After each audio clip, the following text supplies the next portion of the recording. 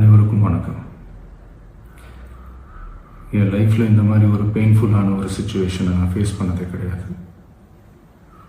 மனசு முழுக்க வலி வலி மட்டும்தான்.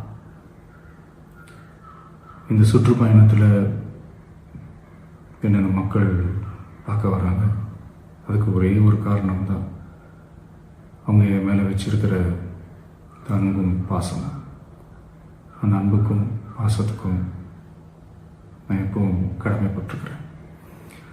அதனால தான் இந்த சுற்றுப்பயணத்தில் மற்ற எல்லா விஷயங்களையும் தாண்டி மக்களுடைய சேஃப்டி, அதில் எந்த காம்ப்ரமைஸும் பண்ணிடக்கூடாதுன்றதுக்காக தான் அது என் மனசில் ரொம்ப ஆழமாக இருக்கும் அந்த எண்ணம்.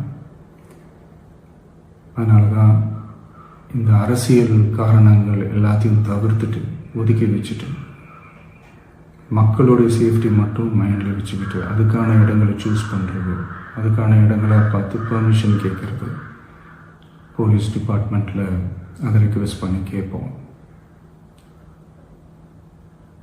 ஆனால் நடக்கக்கூடாதது நடந்துருச்சு.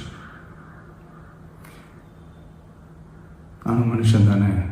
அந்த நேரத்தில் அத்தனை பேர் பாதிக்கப்பட்டு இருக்கும்போது எப்படி அந்த ஊரை விட்டுட்டு என்னால் கிளம்பி வர முடியும்?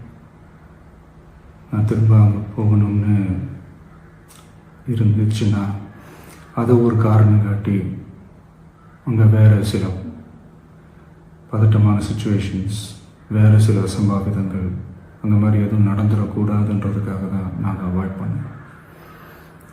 இந்த நேரத்தில் சொந்தங்களை இழந்து தவிக்கிற அத்தனை குடும்பங்களுக்கும் என்னுடைய ஆழ்ந்த இரங்கலை தெரிவிச்சுக்கிறேன். எனக்கு தெரியும், என்ன சொன்னாலும் இது ஈடேயாகாதுன்னு எனக்கு தெரியும். ஹாஸ்பிட்டலில் ட்ரீட் பண்ணிகிட்ருக்கிற எல்லாருமே சீக்கிரமாக க்யூர் ஆகி வரணுன்றது இந்த நேரத்தில் நான் வேண்டிக்கிறேன். கூடிய சீக்கிரமே உங்கள் எல்லாரையும் நான் சந்திக்கிறேன். இந்த நேரத்தில் எங்களுடைய வலிகளை, எங்களுடைய நிலைமையை புரிஞ்சுக்கிட்டு எங்களுக்காக பேசின அரசியல் கட்சிகளை சார்ந்த நண்பர்கள், தலைவர்கள் அனைவருக்கும் என்னுடைய நன்றியை தெரிவிச்சுக்கிறேன். கிட்டத்தட்ட ஒரு 5 மாவட்டத்துக்கு பிரச்சாரத்துக்கு போனோம். இந்த மாதிரி எதுவுமே நடக்கல. ஆனால் கரூரில் மட்டும் ஏன் எப்படி நடக்குது? எப்படி நடக்குது?